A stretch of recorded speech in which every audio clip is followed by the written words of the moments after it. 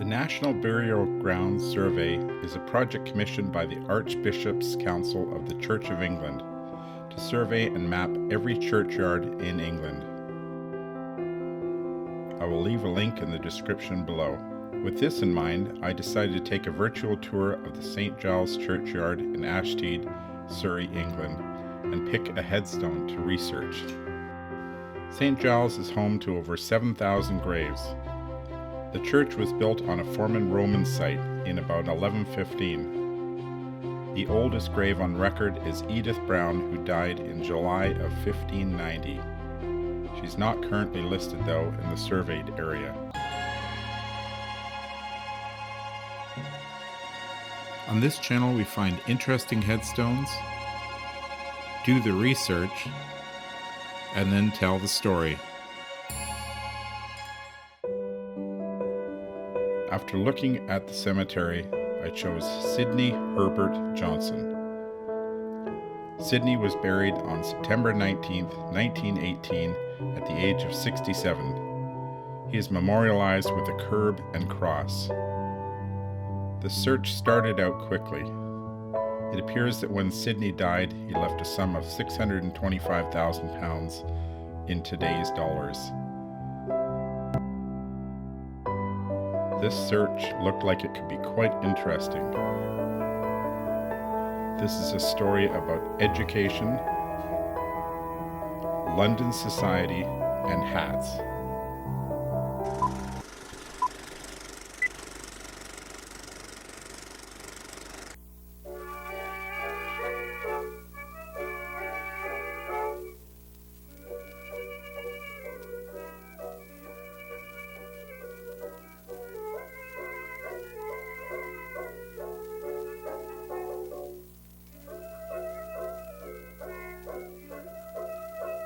Sydney was born in 1853 to Alfred and Catherine Johnson. He was the youngest of 6 children living at 5 St. John's Park in London with his parents, 4 siblings, a cook, housemaid, and 2 nursemaids. By the 1861 census, the family had moved to 16 Leinster Gardens. The family wealth came from the family's hat-making business. Johnson & Co. Hatters had started with Sydney's great-grandfather Samuel in 1790, who was a ribbon maker. By the time Sydney was born, Johnson & Co. were the manufacturers of hats for the post office, military, Queen Victoria, and the Prince Albert Edward, who was Prince of Wales, as well as the society at the time. The company had a patent on hydrotabolic hats, which had a mesh lining allowing the substantial hats of the day to breathe. The business, which had been at 111 Regent Street in London, was extended to 113 to be able to keep up. Sydney's father, Alfred, was the middle child of 3. His 2 uncles were both doctors and lived at 6 Savile Row. Sydney's father had first married a lady by the name of Martha, and they had 1 daughter, Catherine. Unfortunately, she died soon after.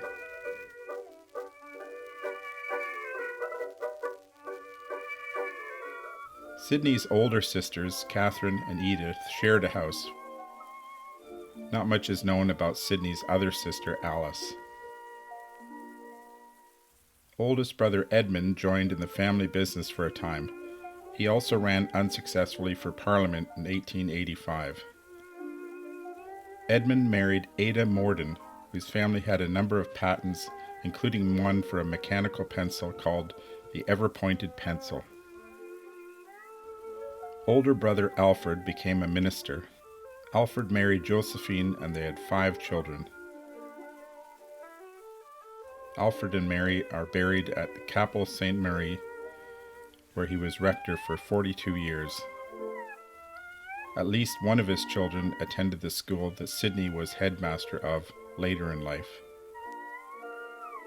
Sydney's ambitions were for education though. He graduated with a Master of Arts from Trinity College, which is part of Cambridge University, in 1878. In 1881, Sydney was listed as a private tutor in Ashstead, Surrey. But by the 1891 census, Sydney was listed as a private tutor back in Paddington, living at 36 Cleveland Square with his two sisters at the time, Catherine and Edith. On January 7, 1887, Sydney's father died. The hat business remained until the early 1900s, when it was sold to Herbert Johnson, who had the same last name but was not related. The company was eventually moved to New Bond Street from Regent Street. Herbert Johnson hats are still made today.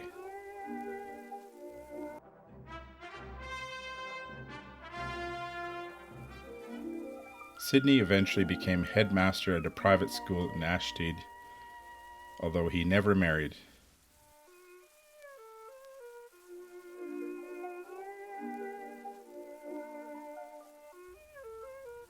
Sydney died on the 19th of September 1918.